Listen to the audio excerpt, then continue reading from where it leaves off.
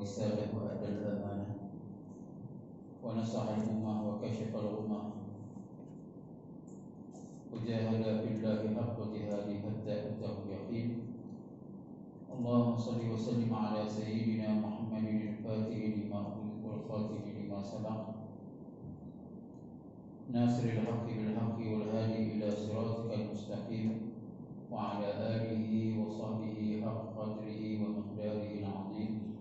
رب اشرح لي صدري ويسر لي أمري واحلل عقدة من لساني يفقهوا قولي. سبحانك لا علم لنا إلا ما علمتنا إنك أنت العليم الحكيم.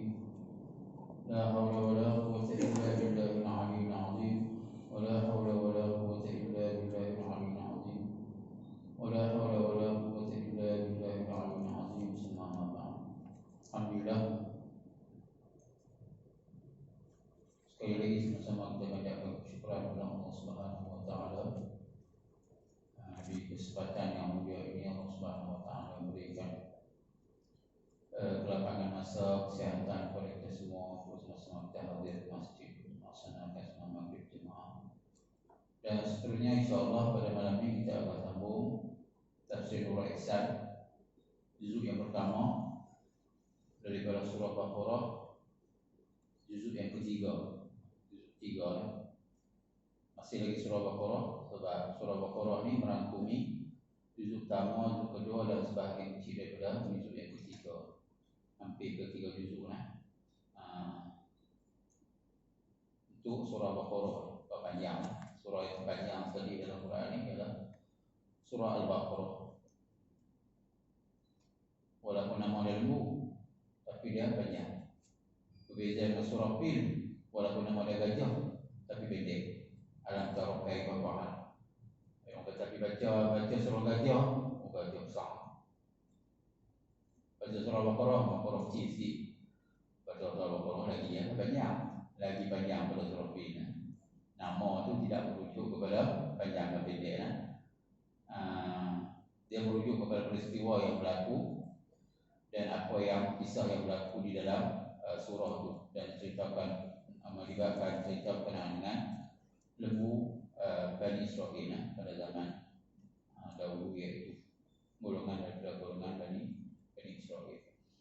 Dan insya-Allah pada malam ini kita akan sambung habislah juzuk yang kedua dan masuk juzuk yang ketiga.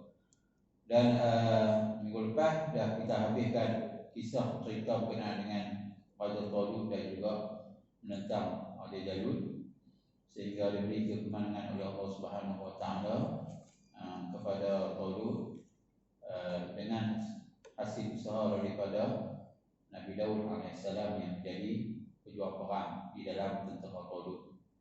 Dan dia dapat mengalahkan tentera Jalut dan dikahwinkan oleh Talut dengan anak perempuan dia, sehinggalah kerajaan yang dipegang oleh Talut itu diserahkan kepada Nabi Daud alaihissalam. Dan juga beberapa kelebihan yang Allah Subhanahu wa taala berikan kepada Nabi Daud alaihissalam. Dan semua kisah dan peristiwa ini sebenarnya menceritakan bagaimana kerasulan nabi-nabi terdahulu, termasuk kerasulan Nabi sallallahu alaihi wasallam. Maksudnya nabi-nabi dahulu pun ada diceritakan. Tujuannya adalah untuk memperkukuh dan memperteguhkan lagi akidah kita sebagai orang Islam tentang kerasulan Nabi sallallahu alaihi wasallam. Sebahagian daripada golongan Bani Israel ataupun Yahudi ataupun Kristian yang tidak beriman dengan Nabi sallallahu alaihi wasallam, sebab mereka ni angkuh dan juga sombong, sebab tidak mau untuk menerima apa sahaja yang terdapat dalam kitab Taurat. Sebenarnya kitab Taurat dan juga kitab Injil yang asalnya ada disebutkan cerita tentang akan dibangkitkan seorang Rasul akhir zaman yang berbangsa Arab yang terletaknya di Mekah. Secara detail disebutkan berkenaan dengan kerasulan Nabi sallallahu alaihi wasallam. Tapi disebabkan ego dan juga angkuh sombong yang mereka, sehingga tak dapat menerima berita ataupun kelahiran Nabi sallallahu alaihi wasallam sebagai seorang rasul. Antara ayat-ayat yang menceritakan tentang Rasul ini adalah cerita berkenaan dengan kisah kisah-kisah Rasul-Rasul terdahulu, termasuk Nabi Musa alaihissalam yang kita baca itu, banyak cerita dia juga. Dan Rasul-Rasul selepas itu, iaitu golongan daripada Bani Israel yang kita dah baca habis, termasuk cerita berkenaan dengan sedikit berkenaan dengan Nabi Daud alaihissalam yang berperang dengan tentera Jalut. Itu habis cerita berkenaan dengan Talut dan juga Jalut. Dan insyaAllah pada malam ini kita sambung ke surat 86. Ayat dia ayat 253 lah. Ayat 253. Maksudnya 252 tamat juzuk yang kedua. 253 masuk surah Baqarah juga, tapi juzuk yang ketiga lah.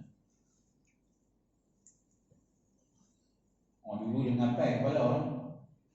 Juzuk pertama Lilamin, juzuk kedua Sayakul, juzuk ketiga Tilka. Ngapai orang budak-budak lah bertanya, dia tak tahu kalau siapa tu. Hanya Azul 3 bunyi je nak. Mungkin tak tahu. Banyak baca kan tak tahu. Sampai baca banyak tu sampai tak tahu mula di mana. Orang dulu walaupun dah ngapai dia tahu lah. Dia dengar Tilka dia tahu lah Azul 3. Dan Tanawul Birra wal Muhsanat dia ngapai lah bala-bala walaupun tak sampai Quran. Tapi dia boleh bayar lah surah tu melibatkan juzuk yang berapa lah. Boleh juga lah ingat-ingat kepala tu pokoknya masih lebih berat lagi kerana dengan juzuk-juzuk dalam Quran. Baik, muka surat 86 di baris yang kelima, Tilka Rusul. Wa qala Allah Subhanahu wa ta'ala, Tilka Rusul faddalna ba'dahum 'ala ba'd. Bermula segala Rasul 313 orang itu telah kami lebihkan setengah mereka itu atas setengah dengan tentu mukjizat kemegahan yang tiada bagi yang lain. 313 orang Rasul. Rasul itu ialah perkataan seorang Rasul dia panggil Rasul. Rasul waulan kita jumpa dalam Quran, jumpa dalam mana-mana tulis Rasul ialah seorang Rasul. Kalau kita nak bagi ramai Rasul, kita kena buang bawah Rasul. Tapi dia tak baca Rasul, dia baca Rusul. Kalau dalam bahasa Inggeris dia bagi singular lah, seorang Rasul. Plural dia ialah Rusul. Dalam bahasa Arab dia bagi mufrad seorang, jamak untuk ramai. Cuma dalam bahasa Arab ni dia ada mufrad seorang, dua orang dia bagi musanna. Ramai dia pergi jamaah. Dalam pihak tak ada lagi dua orang tak ada. Dua orang tu jadi ramai. Ni kalau ramai tu ramai. Dua tu dua boleh dua kat atas. Tapi bahasa Arab dia ada musanna.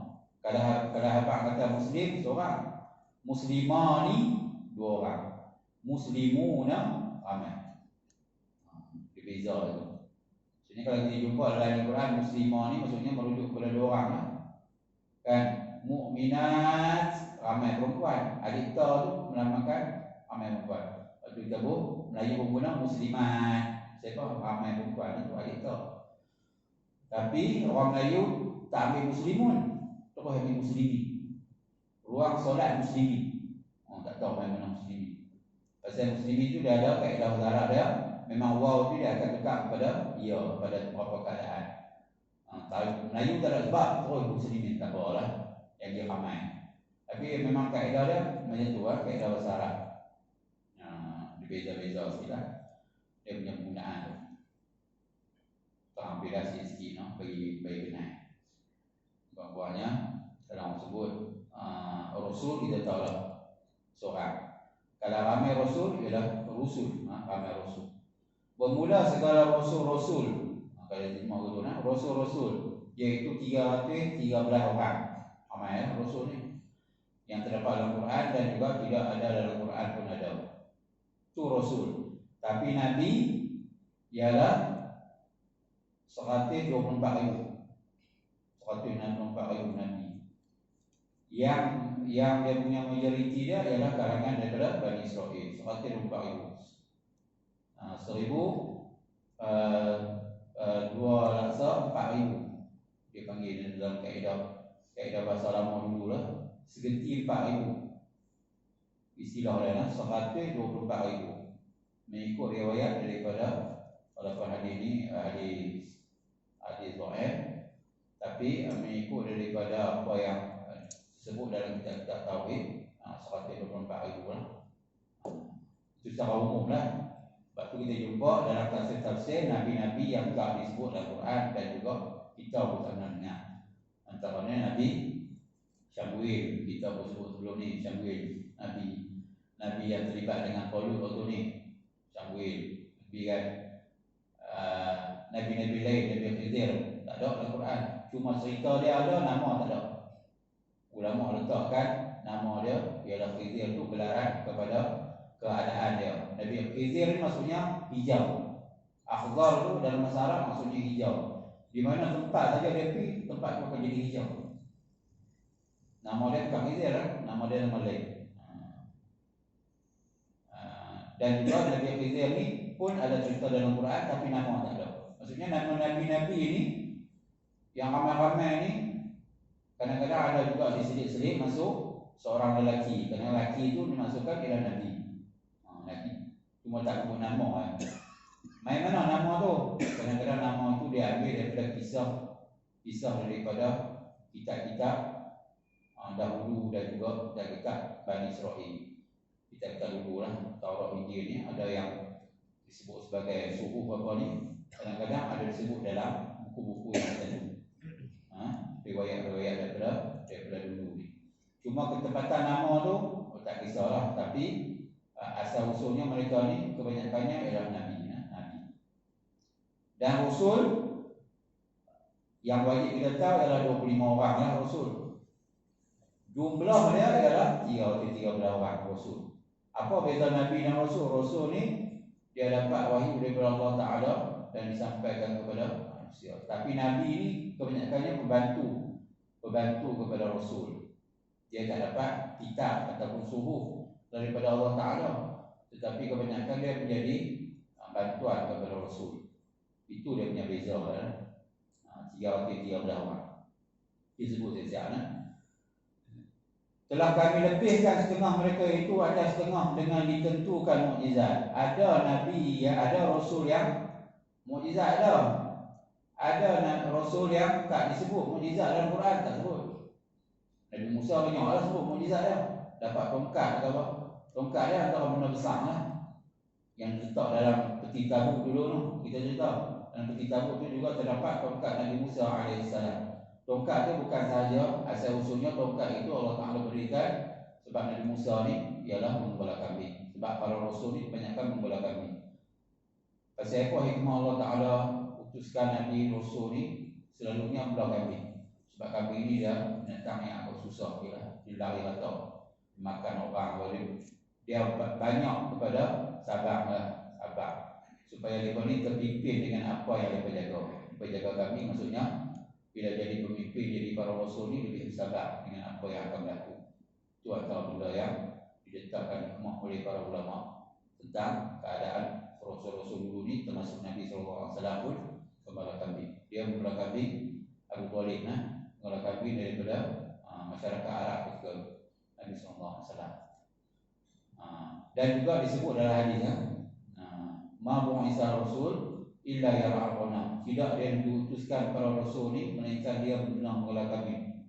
Wa ana ar'una, dan juga Nabi SAW beritahu aku juga pernah menggembala kambing. Itu antara benda yang disebut oleh Nabi SAW. Nabi Musa ni tongkat tu tujuannya antara benda yang dilakukan ialah untuk halau kambing. Nampak macam halau kambing, tapi ada 2-3 benda yang jadian pelik ataupun orang panggil mukjizat kepada Rasul Nabi Musa ni ialah yang paling besar tadi peristiwa yang kita tahu ialah dengan membelah laut dengan menggunakan tongkat itu. Dan peristiwa yang kedua yang besar juga ialah tongkat itu juga apabila dilempar jadi ular apabila bertemu dengan Firaun. Bila ahli sihir Firaun ni pakai lempar dia punya tali jadi ular. Dan jadi ular tu sebenarnya silap mata lebih silap mata, sihir lah. Kita pun pergi silap mata. Orang Melayu jemaah silap mata. Sebab mata silap tengok.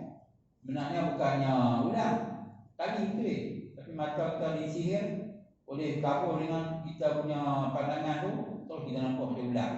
Tapi Nabi Musa punya tongkat lempar dia ular tu. Makan Nabi tadi. Ahli sihir yang Firaun ni tengok, kami lempar ular, kami lempar tali jadi ular tu sebenarnya apa dia nak tengok pun. Bukannya tali ya. Tapi Nabi Musa ni dari pandangan kami pun, pandangan orang pun ular, pandangan kami pun ular kok. Ular tu, jadi ular tu lempar. Lempar tongkat. Itu antara mukjizat yang Allah Subhanahu Wa Taala bagi kepada Nabi Musa alaihissalam. Sebab apa? Sebab kena dengan suasana dan ketika itu orang yang hidup pada zaman Firaun tu banyak yang berbangga dengan ilmu sihir dan juga ilmu-ilmu yang dianggap sebagai ilmu yang silap mata. Sihir lah pertama. Sampai sekarang siapa yang nak pergi ke Mesir, nak masuk piramid, dia jaga. Dia punya jin tu ada lagi kuat. Sebab itu jin ni dia boleh hidup 1000 tahun. Bahkan saya pernah mendengar salah seorang syekh ataupun guru mengajar di masjid dulu di Mesir, dia pernah berjumpa jin tu umur dia 1000 tahun. Dan jin tu pernah berjumpa dengan Nabi. Dia sampai dia tanya kan dekat jin tu apa jumpa Nabi. Jin tu pula cerita macam mana gambaran wajah Nabi SAW macam mana. Orang tentu lah kalau jumpa dia. Tapi dia beriman maknanya tu. Jin tu lama yang hidup jin Firaun pun tak silap gaya kena masuk dalam piramid tu. Ada yang tak kuat kena masuk dengan jin Firaun tu. Tak payah masuk lah. Lebih elok pergi melawat lah makam Nabi ke makam ulama ke di sana. Makam Firaun tak payah lah. Piramid tu makam Firaun lah. Makam bagi kubur Firaun, bukan ada apa pun dalam tu. Pintu kecil dia nak masuk lah, susah nak masuk. Nak masuk pun kena tunduk kat dia. Mungkin ada patung Firaun kan. Nak masuk susah. Kalau tak mau sembah dia masuk ke punggung. Okey. Tunggik kat dia sikit lah. Firaun tu. Dia punya bangga dengan keadaan dia sampai ke mati pun dia suruh orang sembah dia sampai tahap tu lah. Baik, itu antara cerita tentang Nabi Musa AS dengan Firaun. Dia dapat mukjizat tu. Antara benda yang diberi Allah Ta'ala kepada dia adalah mukjizat tongkat tu. Tongkat tu yang paling besar ni. Dan banyak lagi lah para Nabi dan Rasul ni terima mukjizat. Dan mukjizat Nabi SAW antara mukjizat yang paling banyak. Dan ada mukjizat yang kekal sampai sekarang, iaitu mukjizat Nabi SAW. Mukjizat yang kekal sampai sekarang dia adalah Al-Quran.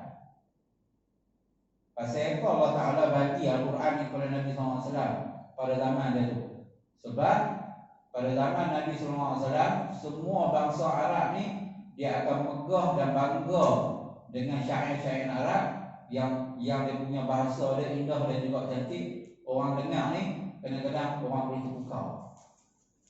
Sebab itulah orang yang hebat hidup zaman Jahiliyah ni, antara 7 penyair hebat: Umrul Qais, Harith bin Izzah, Nabi bin Rabi'ah, Amr bin Kulsum, Antara bin Shaddad. Ada 7 orang di kalangan penyair-penyair hebat pada zaman Jahiliyah ni. Orang yang hebat ni mereka kami baca di istana raja. Dan raja kata syair yang bagus. Dan syair dia akan diambil dan akan ditulis dengan dakwah daripada mat di atas kain sutera dan akan digantung di kelambu Kaabah. Tu dia punya hebatnya sanjungan dia kepada syair Arab zaman tu. Tak ada lagi kata-kata yang hebat melainkan syair. Sampai mereka ni diagungkan dan diangkat seolah mereka ni antara orang hebat dalam masyarakat dan juga orang yang standing macam lebih daripada pemimpin negara. Yang kata penyair. Sekarang ni tak ada lah kalau ni. Sekarang ni ada kelambu Kaabah tulis Al-Quran.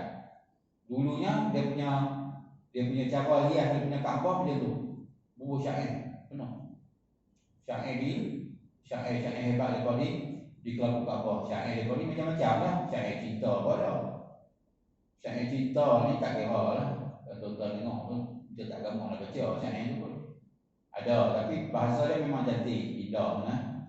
Bahasa dia cantik. Dan juga syair syair kematian pun ada, syair perang pun ada.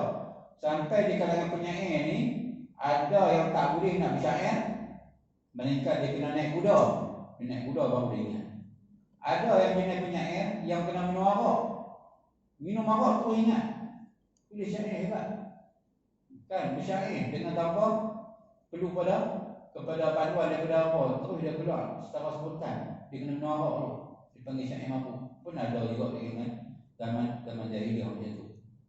Nabi SAW terima wahyu Al-Quran, tujuan dia untuk melemahkan dan juga merendahkan syair-syair yang wujud pada zaman jahiliah yang diagung-agungkan oleh masyarakat Arab. Turun saja Quran, siapa saja pergi dengar Quran, memang kalah. Tak boleh nak lawan.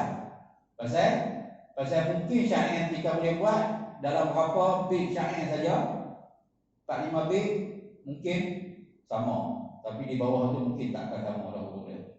Tapi Quran ni daripada awal sampai habis ada yang sama huruf dia. Kita membaca hal ta'ala al-insani 'ainun min ad-dari lam yakun syai'an mazkura wa dhira. Inna khalaqnal insana min nutfatin amsyajin nabtali faj'alnahu sami'an basira. Dia ra banyak. Dia waqaf dengan ra tu sampai berapa ayat? Banyaknya. Sampai orang Arab kata ini bukan manusia buat. Sebab tu orang yang pergi dengar Nabi baca ada yang masuk Islam. Awalnya dia bangga dengan syair tadi. Tapi bila dia pergi dengar Nabi baca, dia kata yang ini bukan manusia punya cerita. Bahasa dia cukup indah, melainkan yang cerita tu pun indah dan juga hebat. Itu Allah Ta'ala yang buat main Al-Quran. Habis.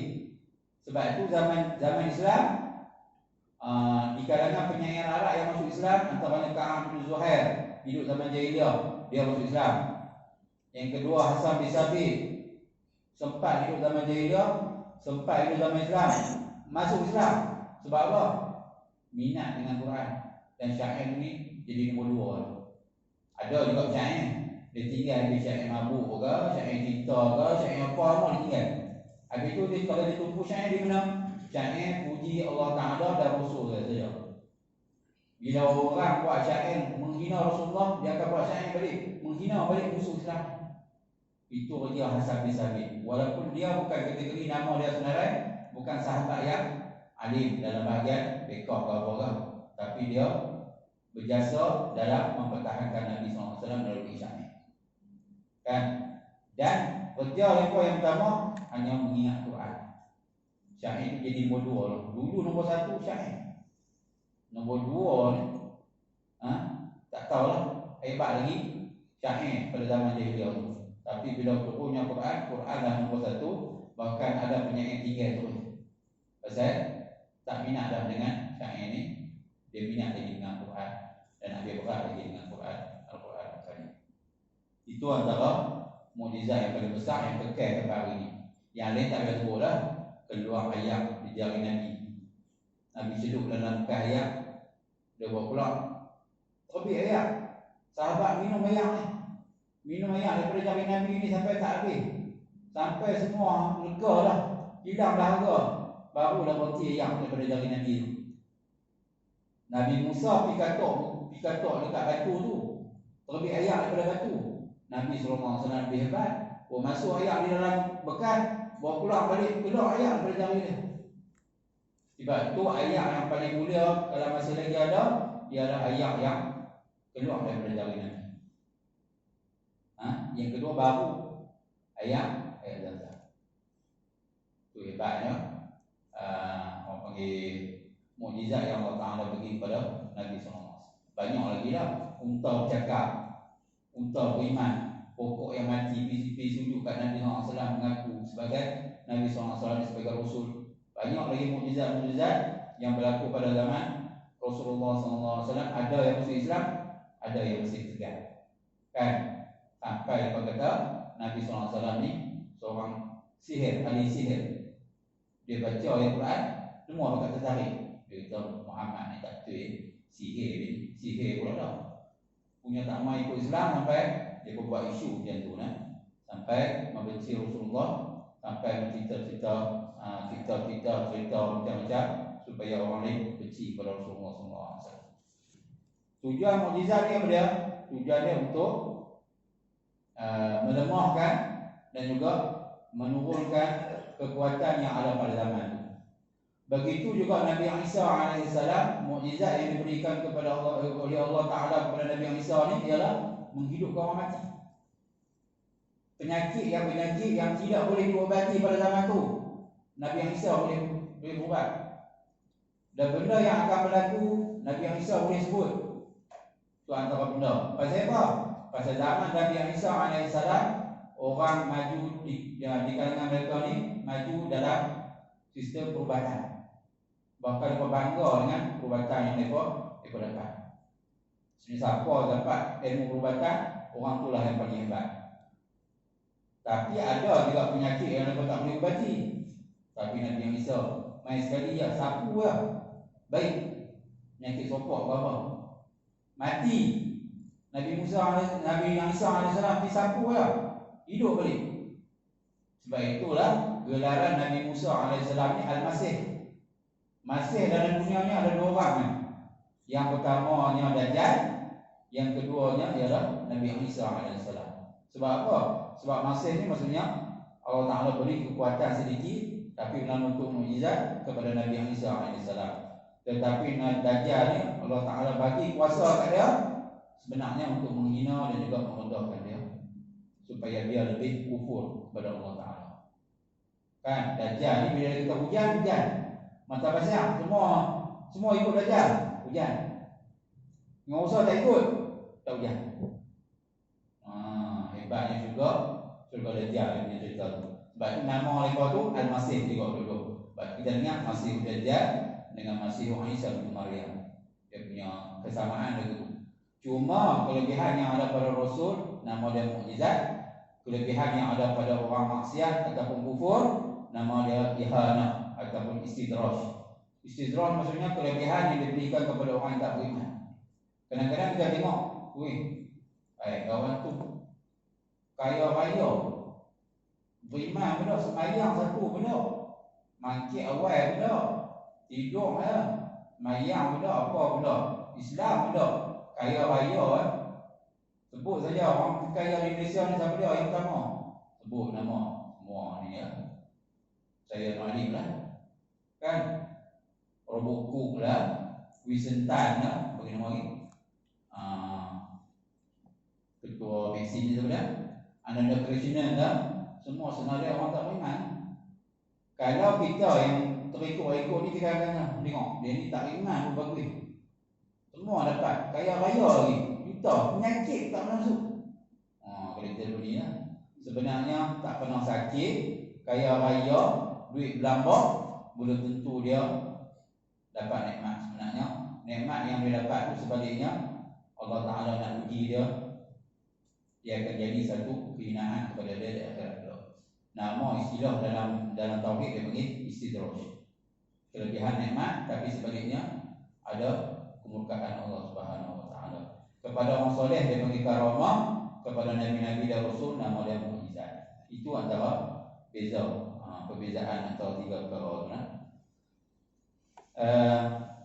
Itulah ditentukan mukjizat, kemegahan yang tiada bagi yang lainnya. Ada yang nabi-nabi tak ada. Nabi-nabi lain pun tidak ada diceritakan dalam Quran tentang mukjizat-mukjizat lain. Banyak yang saya cerita tadi, Nabi Musa, Nabi Isa, Nabi sallallahu alaihi wasallam ni banyak disebutkan dalam Quran Karim lah, kelebihan dia ni. Tahunya mukjizat lah, kelebihan yang paling besar. Minhum man kallama Allah, setengah daripada mereka itu yang bertutur dengan Allah Subhanahu wa taala, seperti Nabi Musa alaihissalam. Nabi Musa ni dia naik ke Tur Sina. Orang yang pernah pergi Mesir dia boleh bayang ke Tur Sina je lah. Susah sebenarnya Nabi ni. Kalau pergi Mesir, turun di Kahirah, nak pergi pula ke Tur Sina tu, makan sehari lama, duduk lebah tu kan. Monti 2-3 hotel baru sampai. Jauh. Kena lalu pula jalan bukit kiri kanan ni bukit batu. Tak ada orang. Mereka ada harap belah kampung, belah unta lah. Belah apa tu. Lalu jumpa kampung. Kampung tu Dia bukan boleh Tur Saina. Tur Saina tu ialah sebenar nama Bukit Tur Sina, di mana Nabi Musa AS dimunajat. Pasal apa dia pergi bukit tu? Pasal dia nak terima kitab Taurat. Dia tinggalkan umat dia dekat Nabi Harun. Dia kata jaga anak umat aku pergi reda. Dia dengan Nabi Harun kita cerita lah dulu. Dan dia ni pergi naik Bukit Tur Sina. Bukit Tur Sina daripada kaki bukit tu kami naik pada waktu pukul 1 pagi, pukul 6 pagi pun sampai. Lama. Tinggi kalau naik siang memang hilang pangat. Sebab apa? Dia nampak bukit tu mana ada daun apa? Bukit batu lah. Duduk lalu ikut lereng bukit tu lah. Sampai sana ramai ada ramai. Sejuk lah buat dia tu. Kena bawa baju tebal gitu ada sejuk. Kita ingat orang Islam pergi dengan orang Kristian pergi, orang Jepun pergi semua. Orang Jepun bukan tunggu matahari naik. Matahari naik dia boleh tunggu itu. Matahari terbit dia buka teriak apa tau. Buka lah buku dia apa JSC ke apa tau lah. Mak surah ke apa tak tahulah. Baca apa. Mereka baca buku mereka tu lah. Agama mereka semua matahari. Ada di kalangan Kristian pun ada. Sebab di atas tu ada gereja pula. Oh Kristian bila lebih kuat atau tak ada tu gereja. Tapi taklah besar. Dan ada satu surau. Surau atas tu. Surau tu pun dibina baru juga lah. Bukan ni Nabi Musa ni pergi munajat atas bukit. Macam tak ada apa. Bila terkenal dengan tempat tu, tempat munajat Nabi Musa, pakat bina lah. Orang Israel ataupun orang Kristian ni dianggap Nabi-Nabi tu ialah Nabi mereka. Dibina gereja. Di bawah tu gereja besar lah. Sebelum kaki bukit tu gereja besar. Lebih besar dalam di sini. Gereja tu. Naik tu ada gereja tu ni. Bina gereja lah. Dan ada surau kecil lah. Nama yang subuh pun kena ganti. Ramai subuh dua tu. Tempat tu nama dia Tur Saina, Bukit Tur Sina. Kita bukan ada ditulis Tur Saina tu. Maksudnya ialah Bukit Tur Sina tempat munajat Nabi Musa AS. Di situlah tempat di mana Allah Ta'ala bagi kita Taurat dan Allah Ta'ala bersembang sendiri dengan Nabi Musa AS. Lepas itu disebut Wakala Allah Musa Taklima. Nabi Musa AS bersembang sendiri dengan Allah Ta'ala. Pertamanya Nabi Musa, yang keduanya ialah Nabi SAW. Sebab itu kalau orang sebut Nabi SAW, orang lain ni, Nabi-Nabi dulu ni hebat. Nabi Yusuf AS segak, Nabi Musa AS dia boleh cakap dengan Allah Ta'ala, Nabi Isa AS boleh hidup orang mati. Semua itu ada kepada Nabi SAW. Mukjizat Nabi-Nabi dulu ni semua ada kepada Nabi SAW. Bukan kata ni lah, binatang boleh cakap, belum ni. Tak. Nabi SAW bukan binatang saja boleh cakap. Tunggu yang mati cakap. Pelepas tamar, batang tamar yang jadi member lagi tu teriak. Nabi duduk tebah dengan member baru. Dia dengar teriak. Member tu teriak. Buat daripada batang tamar. Dia pula lebih bujuk. Kan? Member tu. Supaya berhenti nangis. Semua sahabat ada yang dengar. Dengar member tu teriak. Sampai tahap tu mukjizat Nabi SAW yang Allah Ta'ala bagi ke dia. Banyak benda yang Allah Ta'ala bagi. Antaranya Nabi SAW pernah bersembang dengan Allah Ta'ala malam Isra Mi'raj. Dia ambil buku semayang. Sebab itu semayang tu antara benda yang paling besar dalam kehidupan orang Islam, manusia ni. Semayang dalam paling besar. Sebab apa? Nabi SAW dia ambil di atas. Mai pun bawah umat dia semayang sedih. Bukan puasa. Puasa dia duduk di bawah. Turun ayat, wahai orang beriman, hendaklah kamu puasa apabila nampak pada bulan faman syahidan minkum asyhara falyasum. Apabila kamu nampak anak bulan ni, hendaklah kamu berpuasa. Tengok anak bulan tersebut. Ayat tu turun ketika mana di bawah. Tapi ayat tentang ataupun suruhan untuk semayang ialah di atas. Berjumpa dengan Allah Ta'ala sembang sendiri. Daripada 50 sampai jadi 5 rakaat. Sampai jadi 5 waktu. Kan? 50 waktu sampai jadi 5 waktu. Punya dia lebih kurangnya kepada Allah Subhanahu Wa Ta'ala. Dia turun jumpa Nabi Musa. Nabi Musa kata 50 umat aku pun tak dapat. Umat aku kuat. Nabi Musa kita cerita dah, dia kuat, umat dia pun kuat. Umat aku kalau 50 tak apa.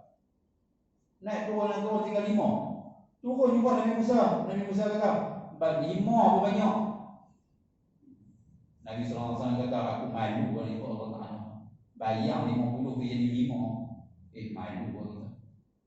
Macam kita minta diskaun lah. Baju RM50, pergi minta RM5, tak gamuk nak minta lagi. Pergi diskaun RM5 tu. Kan, apa nak tinggal RM5 ni? RM5. Oh, you know. Nak tinggal 1 waktu, tak ada. 5 waktu pun, dia anggap berat lah oleh Nabi Musa AS. Memang berat sungguh.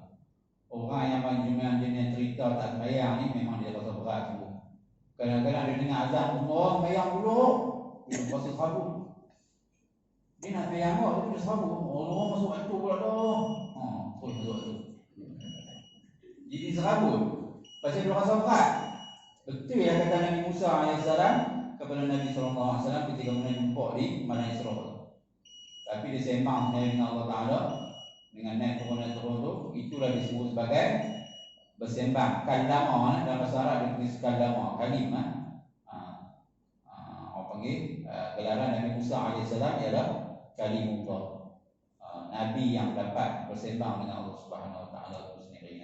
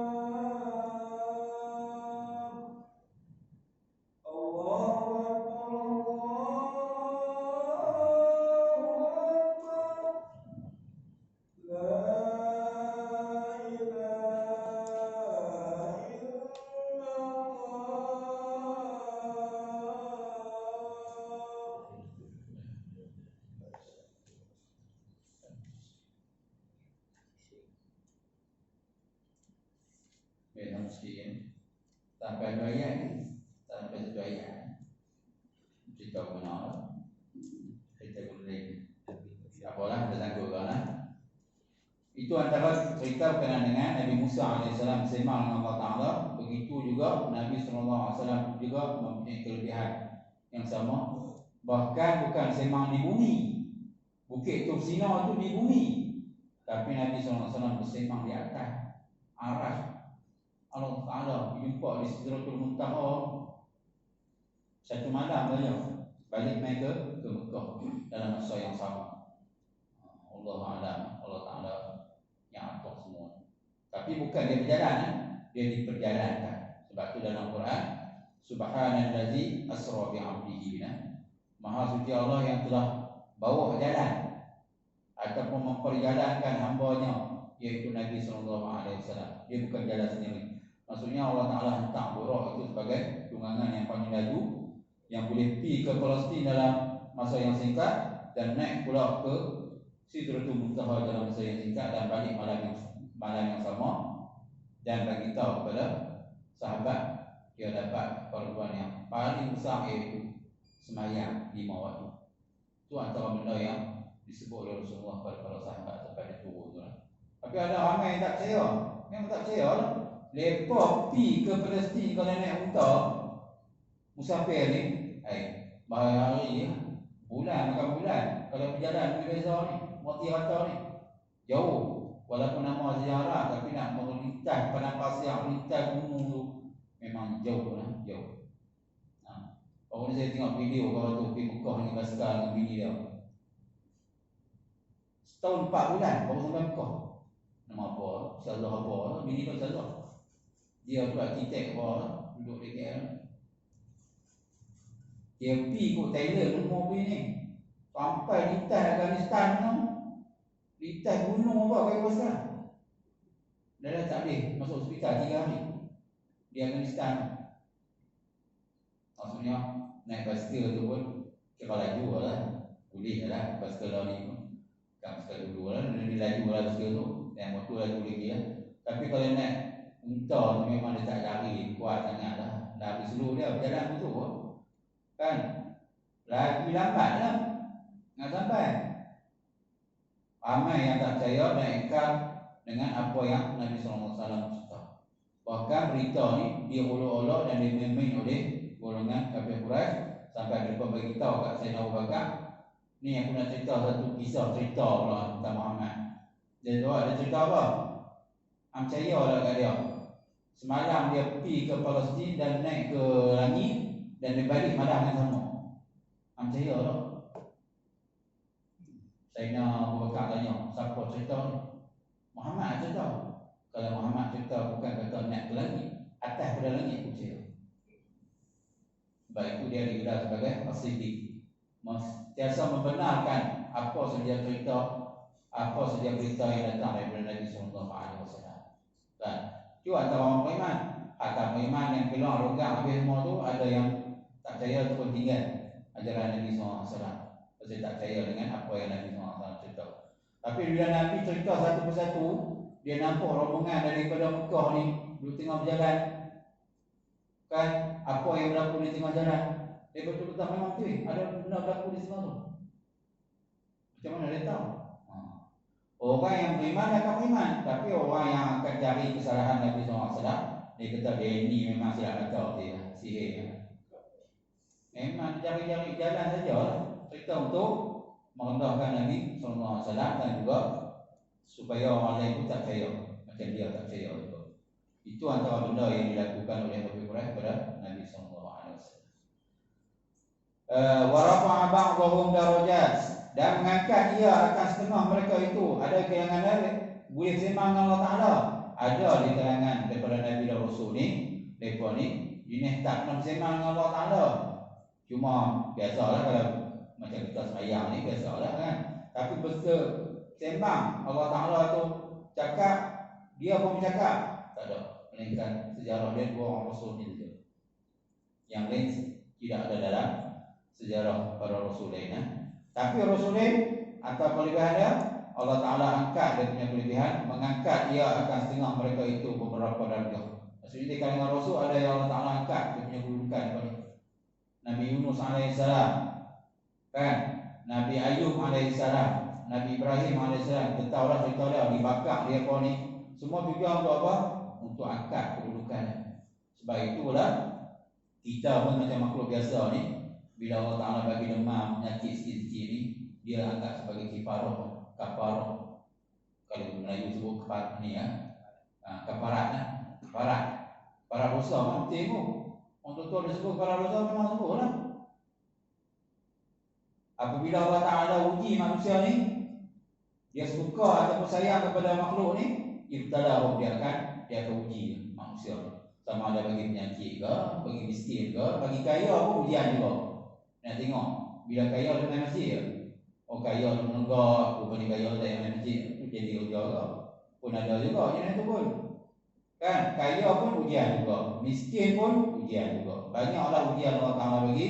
Iza ahabballahu qauman, apabila Allah Ta'ala sayang kepada satu kaum, ibtalahu, Allah Ta'ala akan uji pun. Itu antara ujian-ujian yang Allah Ta'ala bagi untuk apa? Untuk tingkatkan kita punya kedudukan sebagai orang manusia ni. Kalau ada dosa sikit-sikit, Allah Ta'ala nak hapuskan lah. penyakit-penyakit ni, bila Allah Ta'ala bagi kat kita, adalah sebab hikmah Allah Ta'ala bagi kepada kita. Cuma jangan momok ya, kan? Usaha Allah Ta'ala ni salah juga lah. Kadang-kadang masa dia sakit, masa tu dia sebut Allah Ta'ala banyak. Allah banyak, bagus. Allah Ta'ala bagi sakit, dia sebut Allah banyak. Nak makin Allah. Masa sihat kalau ada Allah pun, makan pedai pun, bismillah pula. Orang tak sebut Allah. Masa sakit ni banyak sebut Allah. Kan? Makin sikit Allah, nak duduk Allah, bagus. Lebih baik sakit Allah Ta'ala kata. Pasal dia ingat Allah Ta'ala pada waktu dia sakit. Itu antara hikmah, banyaklah hikmah. Cuma kita tak tahu rahsia Allah Ta'ala ni. Satu hari orang pernah tanya Sayyidina Ali, apa maksud qadar, ketentuan Allah Ta'ala ni, apa dia? Kawan tu ditanya kat Sayyidina Ali. Sayyidina Ali kata, dia tak jawab. Dia kata, jangan tanya satu benda yang seolah-olah macam lautan yang luas dan juga dalam. Jangan halupi selam, benar, kelemah. Dia tanya lagi soalan, last kali baru dia Sayyidina Ali jawab, itu ialah rahsia Allah yang disembunyikan oleh Allah Ta'ala dan manusia semua tak tahu. Nah, apa hikmah sebenarnya Allah Ta'ala tentukan kita macam tu. Itu kena ambil lah kata-kata Sayyidina Ali ni. Rahsia Allah Ta'ala qada qadar ni, ketentuan Allah Ta'ala sakit, mati, apa semua ni, ialah rahsia Allah Ta'ala. Dia nak bagi kita sabar dan juga angkat kedudukan. Macam tu juga para rasul pun macam tu. Nabi Ayub kena sakit. Anni masani adhur, sesungguhnya aku ditimpa penyakit. Nabi Ayub ni memanglah kalau ada yang cerita sampai Nabi Ayub ni berulat pun kita tahu seroidat ni tambah-tambah lebih tu tak apa lah, tapi kena penyakit. Kalau kita timpa bayang, Nabi-Nabi Rasul ni utusan Allah Ta'ala, takkan dia tak sayang. Dia bagi penyakit. Pasal apa dia bagi penyakit?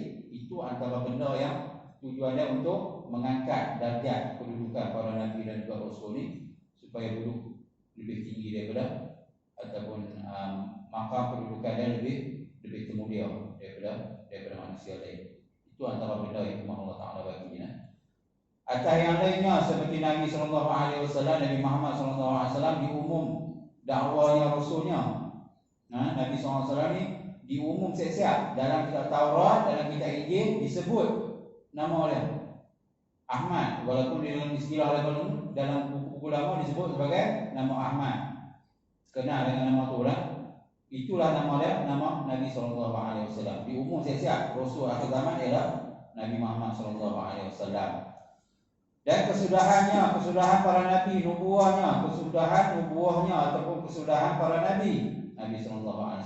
Kita sebut dah sebelum ni, kan? Disebut dalam kitab-kitab dulu semua tentang Nabi SAW. Dan tafdil, iaitu melebihi umatnya atas segala umat-umat. Maksudnya umat Nabi SAW ni melebihi umat-umat terdahulu yang golongan mereka ni ada yang menentang para Nabi-Nabi dulu ni, ada yang menerima, tapi umat Nabi SAW lah antara umat yang paling mulia. Dan akan didahulukan umat Nabi SAW ni untuk dihisab pada akhir akhirat. Sebab itulah kalau kita baca hadis tentang syafaat Nabi, Rasul dulu, Nabi Adam AS semua tak mahu. Dia rasa bersalah. Nabi Adam kata, aku tak boleh beri syafaat sebab aku salah dimakan buah dalam syurga, buah khudi. Nabi Nuh kata, aku tak boleh lah, aku berdoa supaya umat aku ditenggelam banjir ni. Lain kali siapa yang akan sanggup? Nabi SAW. Sampai Allah Ta'ala kata kat dia, irfa ra'sak ishfa' tu syafa', angkatlah kepala kamu diberikan kebenaran untuk memberikan syafaat kepada umat kamu. Maksudnya umat Nabi SAW ni ada kelebihan daripada umat-umat yang terdahulu, daripada umat Nabi SAW. Umat Nabi ni ada kelebihan banyak yang Nabi SAW bela kita. Bukan umat dulu tak bela umat dia. Maksudnya umat dulu ni adalah sedikit kekurangan berbeza dengan umat Nabi SAW. Dan mukjizat Nabi SAW semua itu ingin mengangkat darjat kedudukan Nabi SAW. Dan khususiat maksudnya kelebihan yang ada pada Nabi tidak ada pada benda yang lain. Maksudnya khususiat ni dia saja boleh buat, orang lain tak boleh buat. Antaranya dia Nabi SAW kahwin ramai, lebih daripada 4. umat Nabi SAW tak boleh. Dia saja dibenarkan berkahwin lebih daripada 4. Sebab itu ialah arahan Allah Ta'ala. Setiap perempuan yang dikahwini oleh Nabi SAW semuanya berdasarkan wahyu. Dan Nabi SAW kahwin bukan semua anak dara, seorang kan. Sayyidah Aisyah ini semua janda banyak yang kematian suami ke apa, semua atas arahan Allah Ta'ala. Lebih daripada 4 orang. Lebih daripada 4 orang tu nama dia khususiat. Maksudnya kelebihan yang Allah Ta'ala beri kepada Nabi SAW saja, orang lain tak boleh buat. Banyak lagi lah. Dia ada satu buku nama dia Khususiyatul Rasul, dikarang oleh ulama. Buku terbaik ke, yang disenaraikan beberapa perkara yang menjadi khususiat kepada Nabi SAW dan bukan khususiat kepada umat dia. Itu antara benda yang disebut sebagai khususiat. Allah Ta'ala kan kita sambung tak habis tu ayat tu. Kan cerita lebih banyak. Allah Ta'ala bermain pertengahan lagi, wa ataina Isa bin Maryam, dan kami datangkan akan Isa anak Maryam. Cerita Nabi Isa banyak cerita juga. Nabi Isa AS tak ada apa-apa. Pasal apa? Pasal apa orang Nabi Isa tak orang Nabi lain? Pasal apa orang datang Nabi Musa saja banyak, Nabi yang lain tak banyak. Dia ada antara kelebihan mereka ni yang Allah Ta'ala berikan kepada Nabi Isa dan juga Nabi Musa AS. Nabi Isa ni daripada awal lagi lah, memang apa tak ada. Mak dia ialah Maryam. Maryam ni ialah anak kepada Imran. Sebab tu nama surah Al-Imran. Ali itu maksudnya ahli keluarga. Al-Imran, ahli keluarga Imran. Bukan Al-Imran. Orang baca surah apa? Al-Imran. Bukan Al-Imran. Ali Imran. Ali itu dalam bahasa Arab maksudnya ahli keluarga. Imran tu ialah Imran tadi lah, bapa kepada Sayyidatina Maryam ni, mak kepada Nabi Isa AS. Cerita panjang sampailah dia bersalin di bawah pokok kurma. Ayat pun tak ada, dia doa ya. Kan Nabi Isa AS pun baru dilahirkan, Maryam pun tak tahu nak cakap apa. Semua orang pakai serbu dia, ni apa yang zina, orang yang zina semua ni. Dia pun tak tahu kata apa. Dia tunjuk Nabi Isa, dia tunjuk anak dia Isa.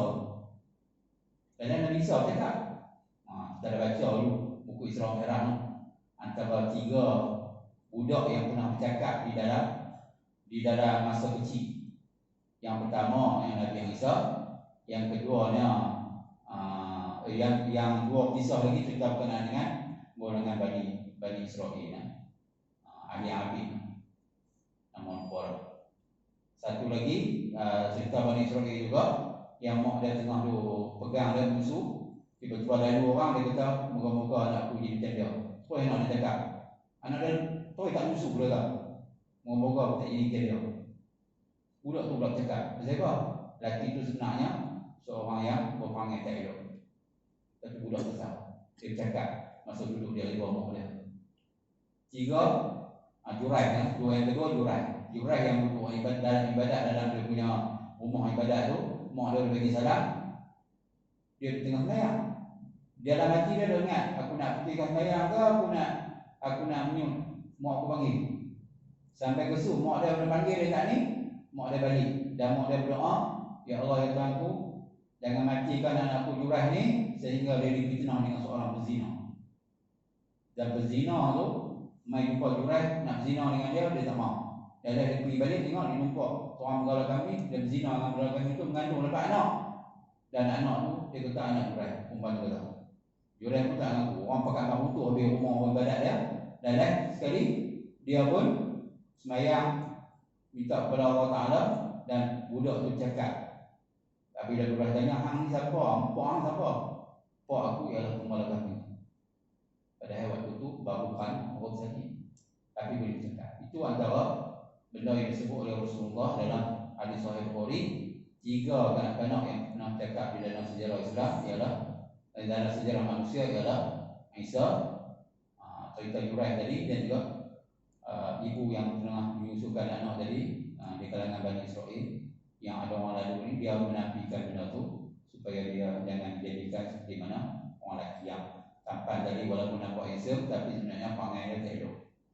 Itu adalah cerita berkenaan dengan Isa alaihissalam. Wallahu a'lam.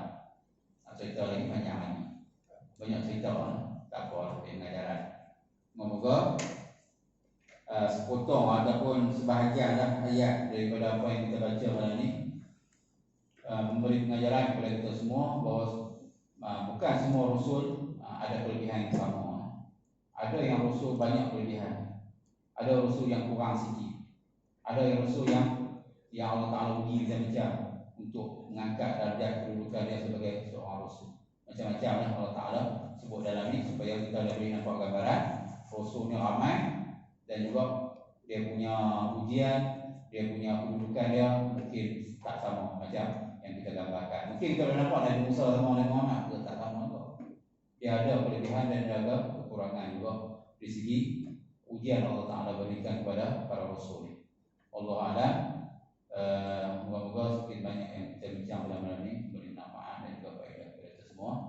Yang baik daripada Allah Subhanahu Wa Taala, yang kurang saya sendiri. Qul hadza wa astaghfirullahal azim li lakum wa huwal rahim. Bismillahirrahmanirrahim.